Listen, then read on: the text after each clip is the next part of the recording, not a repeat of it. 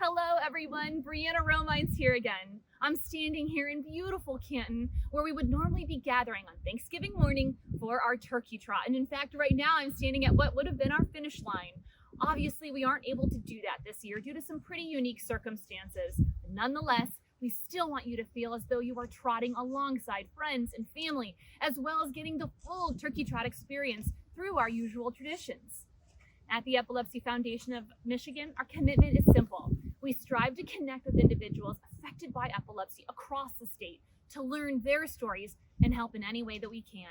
In our eyes, the epilepsy community deserves the best, and that is what fuels us every single day.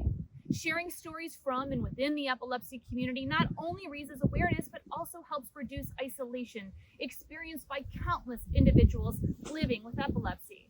Through their stories, we can connect with, relate to, and understand who we serve on a deeper level. And because of this, no one has to feel alone.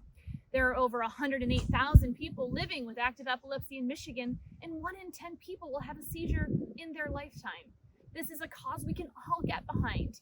Today, we are honored to share a few stories from a few of our dear friends from the epilepsy community. Matthew Summerfield, Ann Render, and Joy D Callaway have all graciously recorded messages to share with all of you today. These testimonials are why the Epilepsy Foundation of Michigan is here for every incredible epilepsy warrior every step of the way. We are in this fight to end epilepsy together, and we couldn't do it without your help. Please know that by participating in the Turkey Trot, you are taking an important and active role in our mission. And for that, we are truly grateful. So, with that, I introduce you to my friends, Matthew, Ann, and Joy.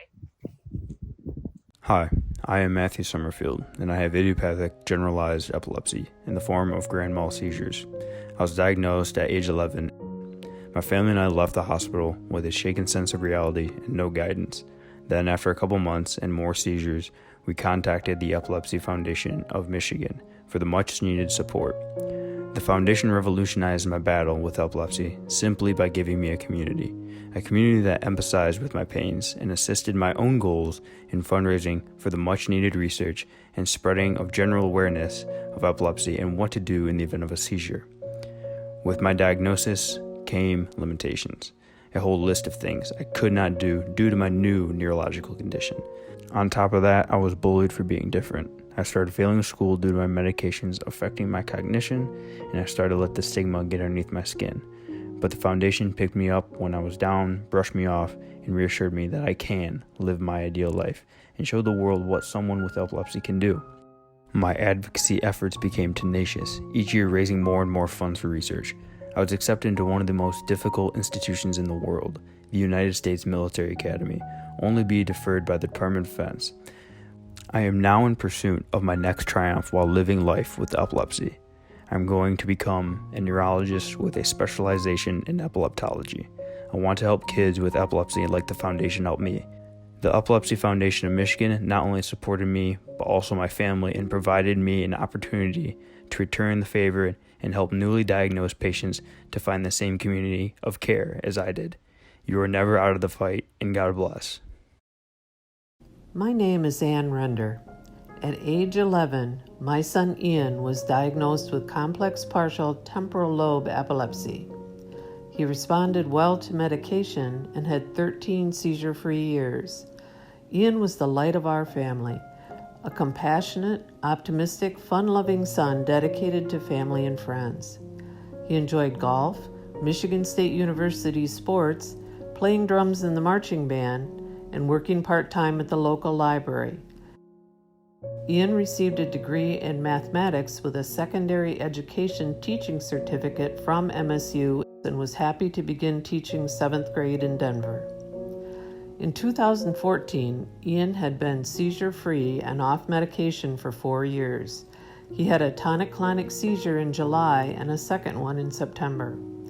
Ian and I assumed that once he was given the correct medication, his life once again would become seizure-free. We were wrong. On November 9th, 2014, Ian died from sudden unexpected death in epilepsy, or SUDEP.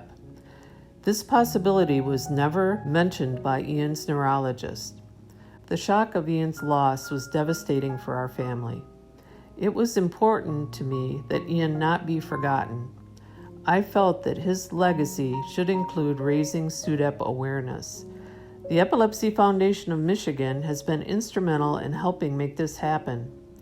I organized the Summer Stroll team, Ian Spartans for SUDEP Awareness, and was asked to speak at the Lansing Stroll event.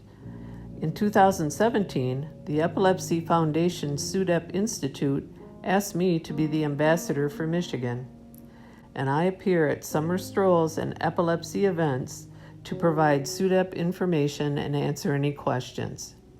Last year, Brianna and I successfully approached the medical examiner community in Michigan to encourage accurate SUDEP reporting and education. This foundation has supported me emotionally and believes in my mission to promote SUDEP awareness. Every staff member is friendly, approachable, knowledgeable, and dedicated to those with epilepsy. Please support them. Hi, I'm Joy D Callaway, a proud member of the Epilepsy Foundation of Michigan Board of Directors. I am also, more importantly, the proud mother of Vashti, my 23-year-old daughter who was diagnosed with epilepsy at 5 years old.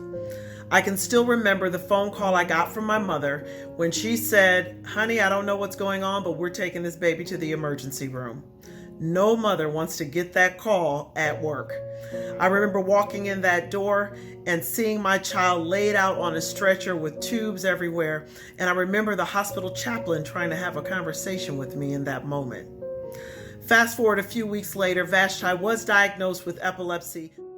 I cannot tell you how challenging those months were when we were just getting used to that diagnosis. I didn't know what damage was happening to her brain when she was having seizures or what long-lasting challenges there might be after seizures. It was at that point that we got connected to the Epilepsy Foundation of Michigan. There is something comforting about knowing that there is a community of people who understand what you are dealing with and living with every day. The Epilepsy Foundation created that community. They gave us lots of education. There was a phone line that we could call when we had questions. There were classes. I'm proud to serve the Epilepsy Foundation of Michigan now, and it is as important now in my life as it was those many years ago.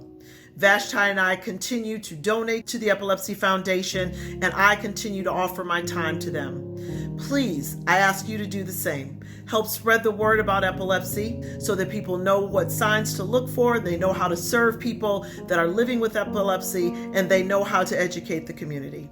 Thank you so much for this opportunity to speak on behalf of my family, my daughter, and the Epilepsy Foundation of Michigan.